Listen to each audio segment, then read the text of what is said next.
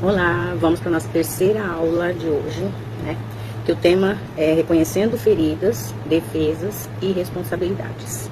Nós vamos ler lá em Apocalipse 3, do 14 ao 22. Carta à igreja em Laodiceia.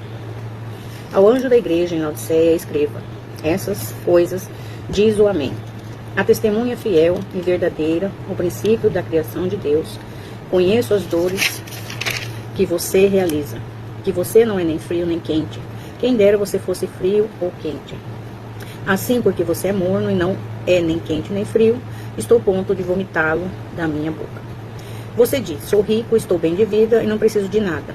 Mas você não sabe que é infeliz, miserável, pobre, cego e nu. Aconselho que você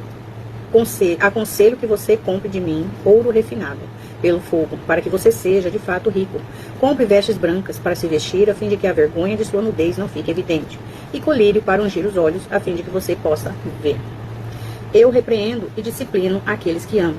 Portanto, seja zeloso e arrependa-se. Eis que estou à porta e bato.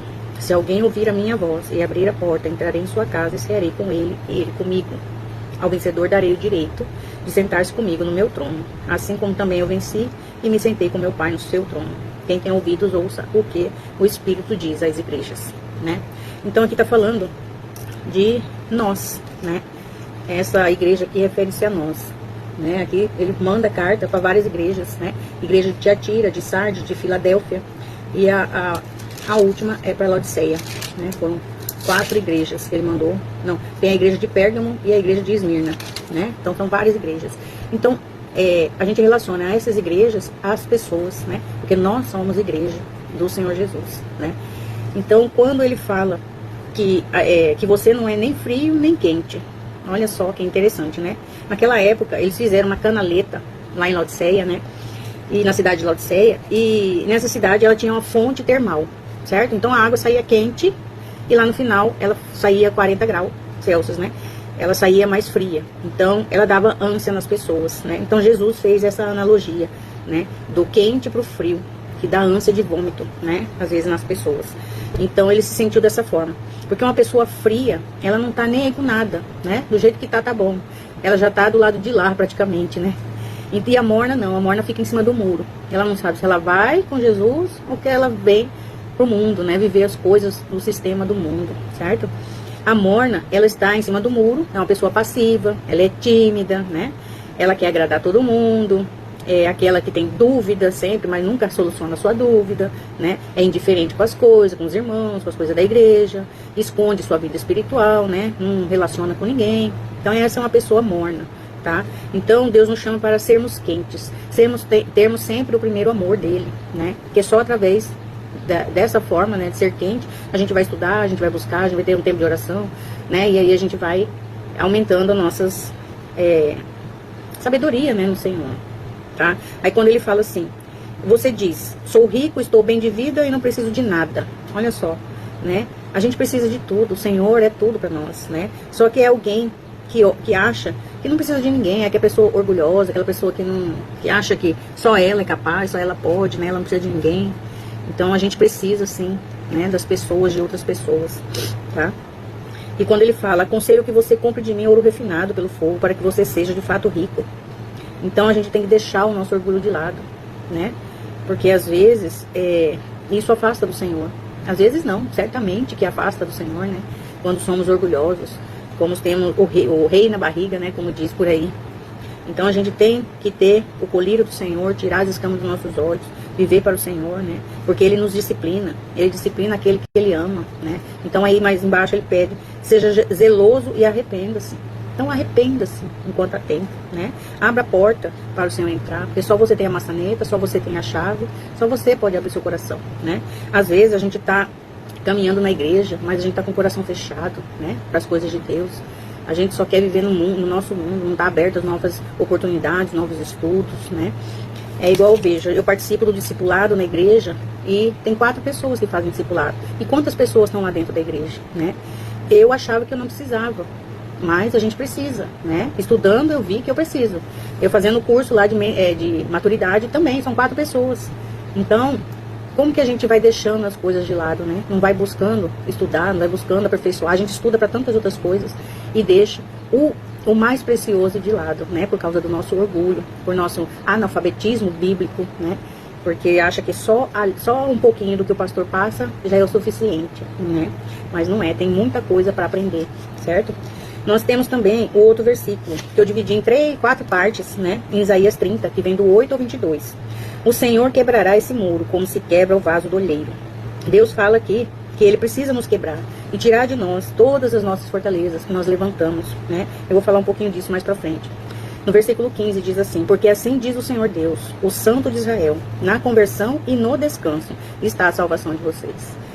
Na tranquilidade e na confiança reside a força de vocês.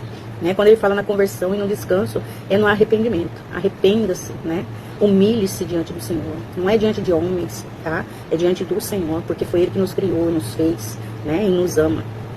No versículo 30, 17, ele vai falar do medo, né? Que ele não nos deu um espírito de medo, porque o medo, ele nos paralisa, não deixa a gente avançar, não deixa a gente progredir na vida, né? E no 30, 22, diz para sempre andarmos com o Espírito Santo, né? Ouvindo Ele e deixando que Ele oriente o nosso caminho, né? E para que a gente não se desvie nem para a direita nem para a esquerda, né? Porque só assim andaremos corretamente, certo? A igreja de Laodiceia somos nós no dia de hoje, tá? Temos que reconhecer em nós os problemas e as nossas falhas, porque nós somos problemáticos e somos falhos, né? Quando identificamos em nós essas falhas, nos tornamos vítimas, né? Nos escondemos de nós mesmos os nossos problemas, né? Os nossos pecados, né? Que mais? Nos enganamos, né? Vivemos de aparência. Tudo isso é baseado no orgulho, né? O orgulho que não deixa a gente ver essas coisas, né? Como ele fala aqui, coloca o colírio do Senhor, a fim de que você possa ver, né? Os seus problemas, ver as suas fortalezas que você levantou, certo? Alguém que sofreu muito, seja num casamento infeliz, ou foi abusada, né? Sofreu uma rejeição, passou por grandes perdas, essa pessoa precisa reconhecer a dimensão dessa dor que ela carrega. Eu vou falar de mim, né? Eu passei por grandes problemas, né? Mas eu fui parar no deserto, verdadeiramente, né? Não tinha saída, não via saída, eu só chorava, eu só era vítima, né? Eu era pequenininha, por que isso, Jesus? Só isso comigo, por que isso e aquilo, né? E até que eu fui para a palavra, fui ler a palavra, fui identificando com a palavra e ela foi me libertando, entendeu? Aquelas coisas que eu achava que eu era a vítima, não era eu era a vítima, né? Eu assumi esse papel de vítima, mas a culpa era minha mesmo, né? Eu tinha levantado vários altares, eu tinha feito várias fortalezas em volta de mim, eu fui trazendo tantos pecados, tanta iniquidade, aquilo foi instaurando a minha vida, né? E as coisas iam só de mal a pior. Mas até que eu identifiquei tudo isso, né? Sobre mim. E quando caminhamos vários anos com essas dores, olha só, mas ela está escondida através do nosso orgulho, né? A gente não identifica, ou a gente não quer identificar, porque tem que lutar, porque tem que ir para cima, né? A gente fica ali naquele comodismo, né? Mas a gente tem que ir para cima dessas coisas, se a gente quer ter uma vida melhor, né? Mas quando ela aparece, né? Quando essas dores aparecem, é necessário que tenha um ambiente de amor, de aceitação, né? Em que possa expressar e ser ouvido. Então a gente pode contar para alguém, né, que seja do nível bíblico, né, que esteja alicerçado na palavra do Senhor. Não é para qualquer pessoa que você vai falar, que você vai se abrir, que você vai procurar ajuda, né. Eu fui buscar ajuda por mim mesma, né. Eu não fui buscar conhecer a palavra, fui ler, fui pesquisar, porque eu queria sair daquele problema. Então eu não quis falar para ninguém, né. Eu não fui buscar ajuda de ser humano, porque a primeira ajuda que eu fui buscar, eu me frustrei, né. Eu não vi que era aquilo que tinha que ser feito. Então eu fui abrir Bíblia, né? Fui estudar, encontrei outras pessoas que me ajudaram, né? E eu fui buscar sozinha, praticamente, né? Às vezes é difícil reconhecer essa dor, o mal que a gente sofre, né? Porque temos que reconhecer as pessoas que nos feriram e o quanto fomos feridas por nós mesmos, né? A gente fica triste por isso, né?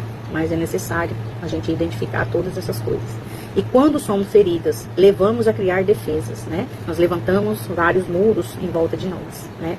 E tem aquela pessoa que quando você fala com ela, ela logo pá, bate e já fala, né? Tá na ponta da língua. Então ela criou ali uma fortaleza em volta dela, né? Paulo diz que é fortaleza, né? Que são as defesas que a gente cria em volta da gente. que levamos em volta de nós, achando que estamos nos protegendo. Olha só, acho que é uma proteção, né? É o bate e volta, eu falo daqui, ele xinga de lá e vai e vem, e isso é totalmente errado, né? Então precisamos reconhecer essas fortalezas, né? Encarar cada uma delas, que não é fácil, né? Porque são várias áreas da nossa vida. A gente tem que identificar todas, como eu falo para você, anota tudo, um caderno, né? Pra gente identificar, busca cada área da sua vida, é a área financeira, a área do casamento, a área dos filhos, a área de dentro de casa, né? Porque às vezes sua casa tá uma bagunça, é porque tem uma dor dentro de você, né? Tem tanta coisa, gente, que a gente precisa identificar pra gente ter uma vida de paz, entendeu? É um outro processo, é uma outra vida que você vive, tá? E quando essa chave é mudada na sua mente, como diz lá em Romanos 12:2, né? Para mudar a mente, não viver o que o mundo quer que a gente seja, né? Quando vira essa chave, olha, é maravilhoso, tá? Então precisamos reconhecer, encarar e destruir todas essas fortalezas, tá? Pois nós somos responsáveis por nossas ações e escolhas, e não apenas vítimas, tá? Larga a mão de ser vítima, vai resolver o problema, né? A gente tem que encarar o problema de frente, a gente tem que encarar as coisas de frente, porque só assim a gente vai mudar a nossa vida. Já ouviu falar que pessoas feridas ferem outras pessoas, né? Pessoas saradas ajudam outras pessoas. Quem você é nesse momento? Você tá ferida? Você tá magoada, cheia de problemas? Ou você já tá curada, né? Então, esse curso de renovação, né? Ela serve para tudo isso, né? É uma restauração de vida que a gente está buscando. São coisas que eu já vivi. Por isso eu venho aqui falar para você, né? Eu vivi, estou vivendo, porque é um processo. Restauração é um processo, né? Não é um mês, não é 2 meses, são vários anos, né? Mas aí a gente vai aprendendo as armas, né? A gente vai aprendendo na palavra, a usar a palavra no lugar certo, adequadamente, nas orações certas, né? O que a gente tem que fazer, jejum de vez em quando, né? Uma vez na semana pelo menos, tá? Porque o inimigo nos ataca todos os dias, né? E aí a gente tem que encarar todos os problemas de frente. Se a gente quer viver uma vida com Deus, uma vida alicerçada com Deus, né? E ajudar outras pessoas, né? Porque o problema, primeiro a gente tem que se curar, para depois curar os outros, né? E então, até a próxima aula, em nome de Jesus. Um abraço.